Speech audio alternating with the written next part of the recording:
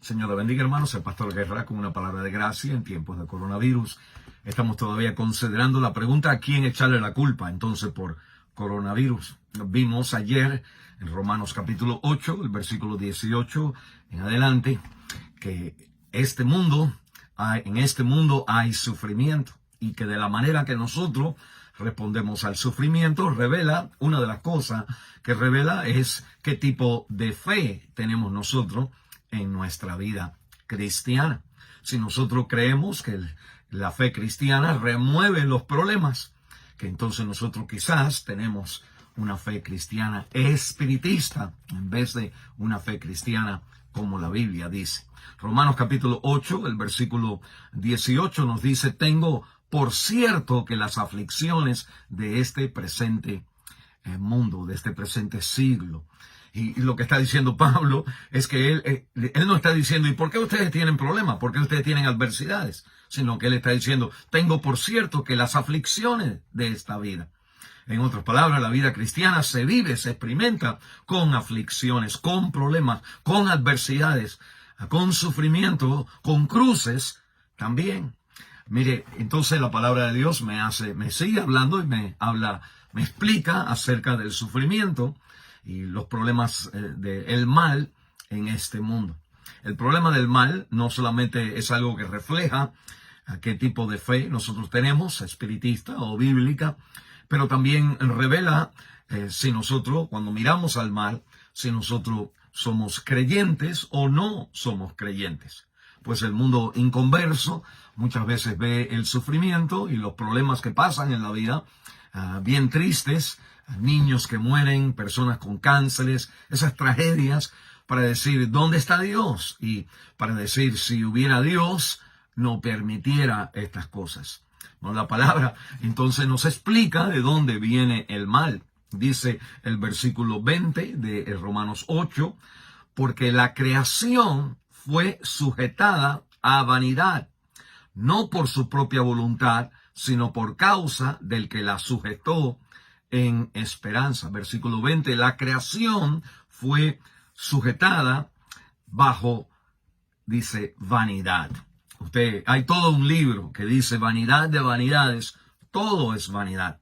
Y la palabra vanidad quiere decir como que no hay sentido, no, al final no hay sentido. El mal nos da la experiencia a nosotros.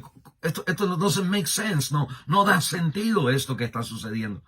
Y una de las realidades es que cuando nosotros pecamos como Adán y Eva, decidimos seguir nuestra propia experiencia, crear nuestra vida en vez de la vida como Dios quiere, pues eso trajo en la vida un sujetamiento a que ahora las cosas no tienen propósito, no tienen en verdad como sentido. Y la Biblia dice en el versículo 21, porque también la creación misma será libertada de la esclavitud de corrupción.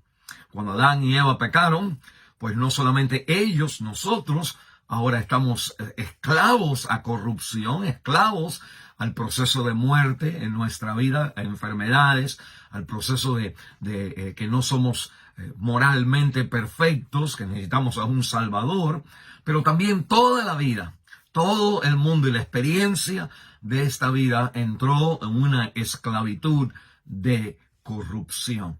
Por mucho que los científicos encontremos salidas, vacunas, medicinas, siempre hay una enfermedad. Estamos esclavos a un mal, cuando no es un mal, es el otro mal.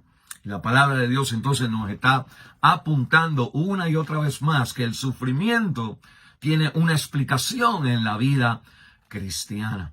Todas las otras religiones pues tratan de hacer una palanca con Dios para quitar el sufrimiento.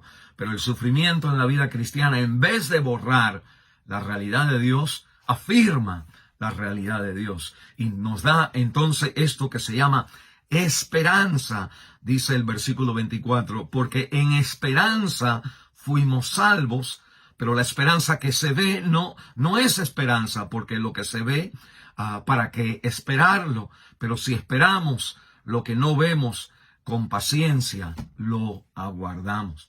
La fe cristiana entonces es esta respuesta al deseo, al anhelo del ser humano de querer salir del problema.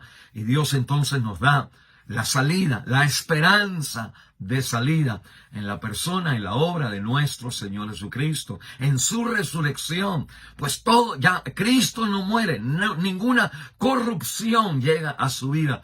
Y cuando Él regresa, pues nosotros resucitaremos también y ninguna corrupción habrá en este mundo. Y nosotros anhelamos con esperanza, aguardamos con esperanza la salida, la salvación que Dios ha prometido en el Señor Jesucristo. Cada necesidad, cada problema alrededor de nosotros nos hace aferrarnos de la esperanza, de la promesa de salvación, cuando Jesucristo ya sea entronado completamente y todos los enemigos debajo de sus pies.